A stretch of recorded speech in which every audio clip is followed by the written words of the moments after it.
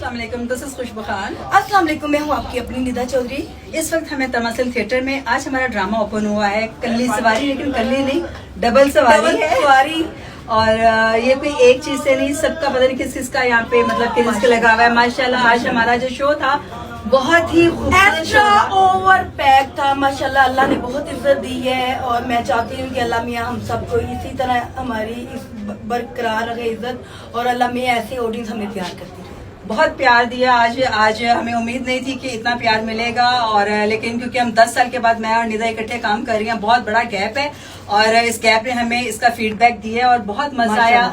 बहुत अच्छी परफॉर्मेंस थी निदा की और खुशबू जी ने भी बहुत अच्छी परफॉर्मेंस की है। मैं तो वैसे इनकी फैन हूँ। हाँ, मैं भी इसकी फैन हूँ क्योंकि हम लोगों का करियर तकरीबन इकट्ठे स्टार्ट हुआ है और बड़ा मजा आया। बड़ा हम लोगों ने बहुत काम किया है और आज भी बड़ा अच्छा लगा काम करके। निदा के साथ बड़ा मजा आया और जितनी भी हमारी टीम है, मैं अपनी सब टीम को कहूंगी ऑल द बेस्ट और अपने प्रोड्यूसर को बोलूंगी ऑल द बेस्ट, अली गुजर को बोलूंगी ऑल द बेस्ट और all the best for us. Thank you so much. Thank you.